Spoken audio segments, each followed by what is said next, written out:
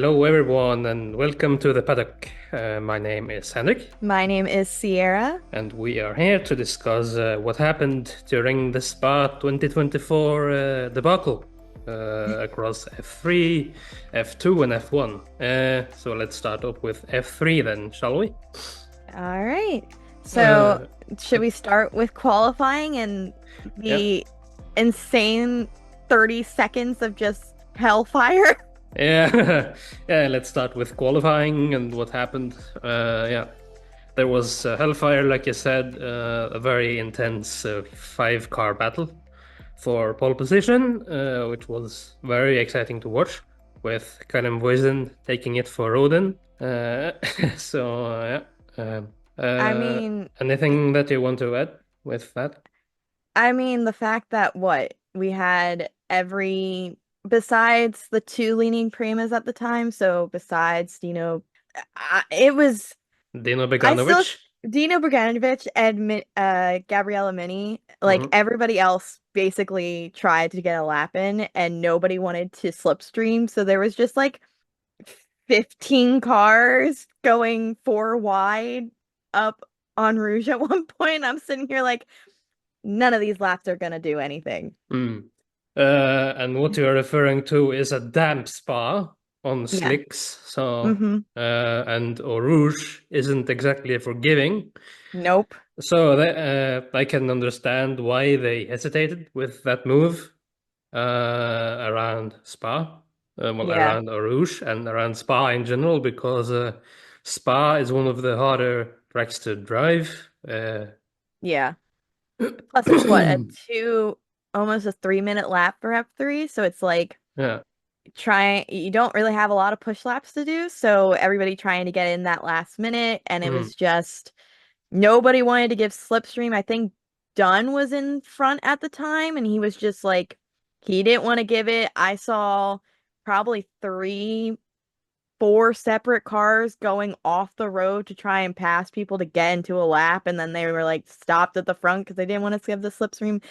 It was it's one of the reasons why Formula 3 and Formula 2 are so unforgiving when it comes to qualifying, just because you don't have a lot of opportunities and you don't really stop to get really change tires or anything like that. Mm. But to try and get that lap, no one was getting a lap. Nobody wanted to give a slipstream, nobody wanted to do anything, and Mhm.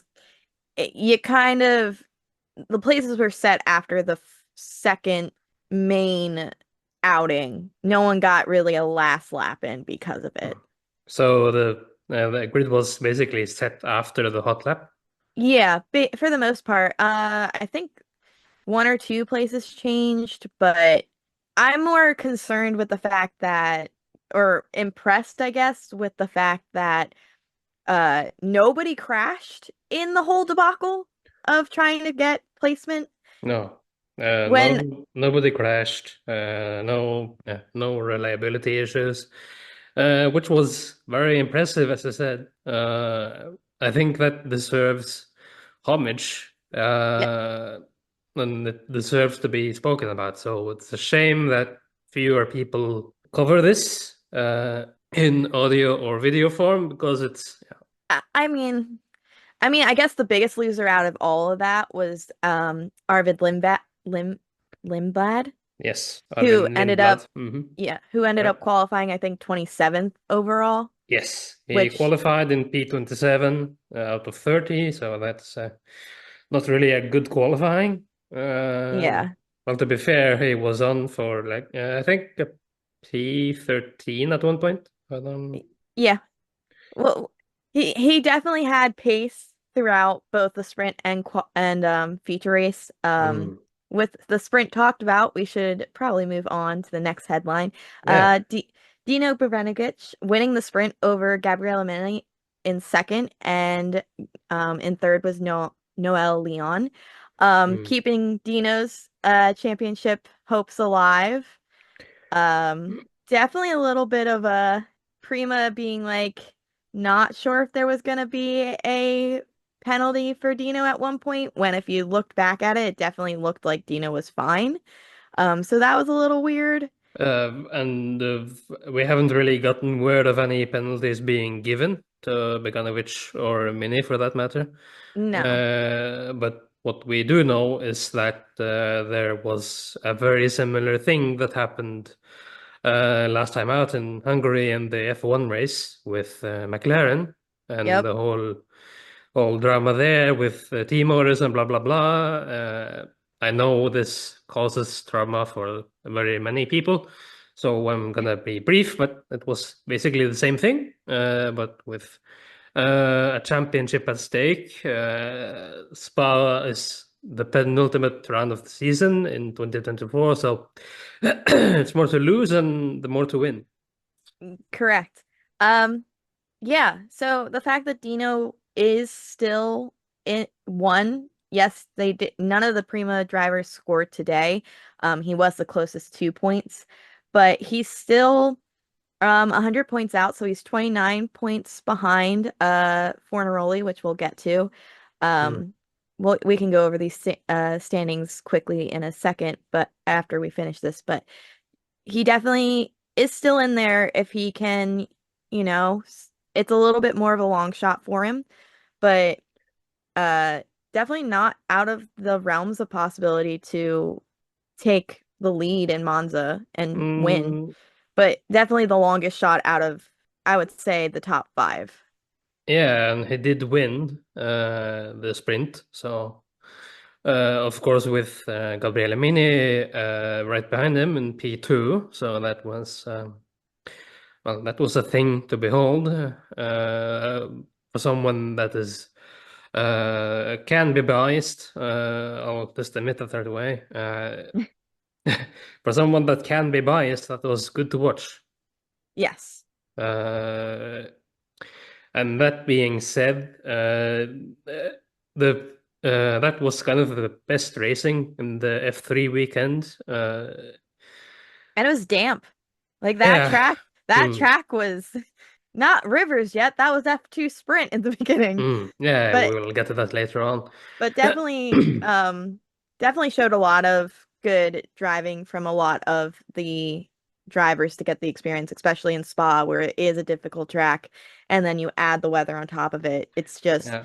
a lot of experience, a lot of good driving through all of them. Again, I think uh Arvid Livet Arvid finished, I think, either 13th or 14th in the sprint. I'm not quite sure. Mm. I would have to go back and check that, but Yeah, um well, we can post the stats on our socials if that's something that's interesting to look at for the one of you or for the people listening or yep, watching this.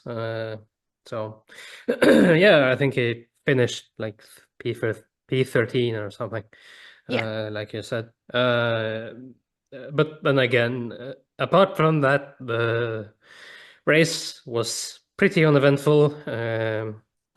Well, don't get me wrong. The F3 champions and stuff like that are good racers, but Spa isn't very forgiving as a track and with the conditions. So Spa would have been better if it was positioned in a different place. Most likely, yeah. Mm. I mean, if you're gonna choose between Formula, like if they have to choose between using Formula 3 and Formula Cat and F1 Academy, probably best to keep Formula 3 there. Maybe add an extra race into it so it's not the last race, but I think they like to have Monza as their last race, so there's not a lot of wiggle room. Oh, well, they could have a Azerbaijan or something as the last race of the season to get a little bit more of a wiggle room. In my opinion, feel free to fight me on this in the comments or on socials, but that's just my opinion.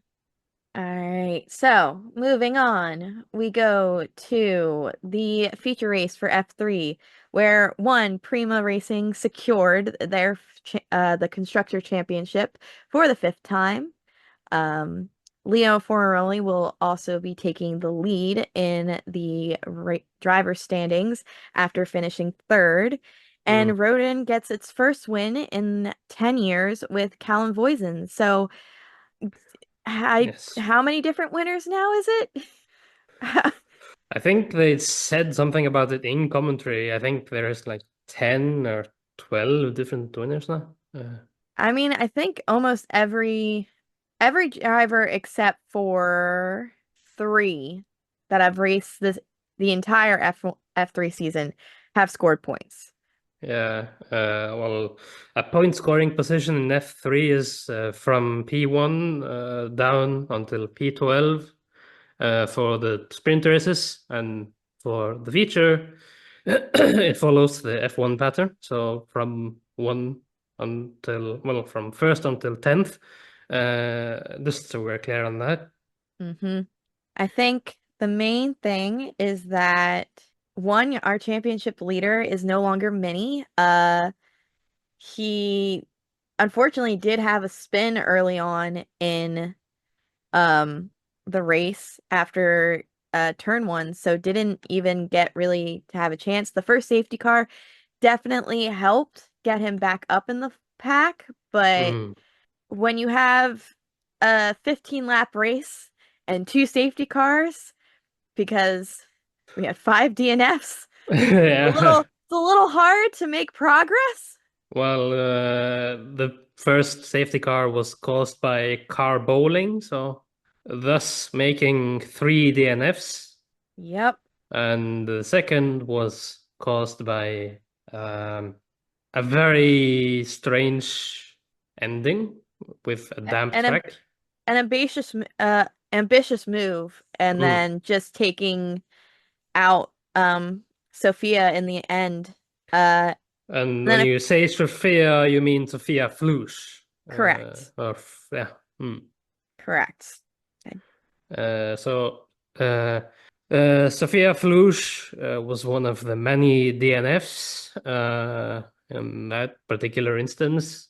And then I guess the other main note for is the fact that Arvid Lindblad, who was making decent progress, I think he was up into P13th at the time, uh Mm.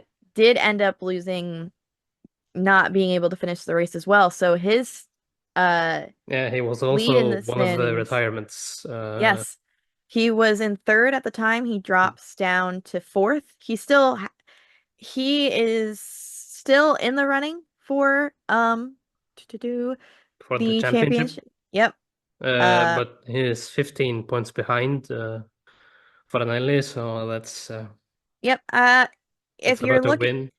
yeah, he would need to win probably both the sprint and at least score high in the sprint and then win the feature race Well, he to would have have. to win the sprint uh, and place P3 or higher in the feature. I mean, not saying he can't do it, but in terms of the standings for the top four, it's 2 points it's 1 point that separates Fornaroli and Mini at Mm. 129 for Fornaroli and 128 for Mini. And Browning is at 123. So I think it's really between those three drivers right now.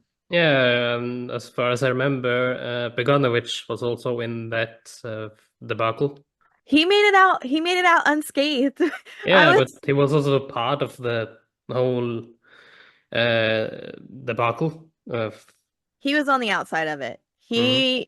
Minnie was trying to make a move up the inside, I'm pretty sure, and kind of just got taken out by I forget which Red Bull Junior. They said Lindblad, that was wrong. But I do not remember who it was off the top of my head. Well, I can't really help you there, but I would have to go uh, back and watch it and yeah, and if anyone knows, just drop us a line. yeah. Uh, All right. Is there anything else specific in F3? yeah, Oscar Piastri is the most recent F3 graduate to win an F1 race. Very true. And did a very good race. We'll get to that. We'll get Yep, to McLaren and we'll get to that in a future episode, I believe. Uh, we we aren't really going to cover that now, but it's just a fun thing that our editor threw in for us to discuss. Yeah. But that, I think, I mean, the only other thing of note is that because we had three safety cars, the race did come down to 2 laps. So fun little la 2 lap shootout for the win, but Yeah, it was it pretty between straightforward. Voisin and Montoya for those that were wondering about that. Yeah, very good result for Montoya, especially after not having a great season. Really, really nice, good way to go into the summer break for them. Uh, Mm, hopefully can end the year on a high going into Monza. hmm Uh, Another one to note just is Neon. He was up there in fourth, I believe, was the end result for him. Yeah. So very close to a podium. Uh, Nice, good consistency towards the end of the season, um, which definitely plays well going into next year, which I assume he'll still be in F3. Yeah, well, next season can probably play into his hands. Seeing as who his dad is with Juan Pablo Montoya, he's Mm-hmm. probably pretty well funded from sponsors and whatnot. But who knows? Yeah. Well, I think that wraps up F3 then. Yeah, there isn't really much to talk about anymore. Yeah.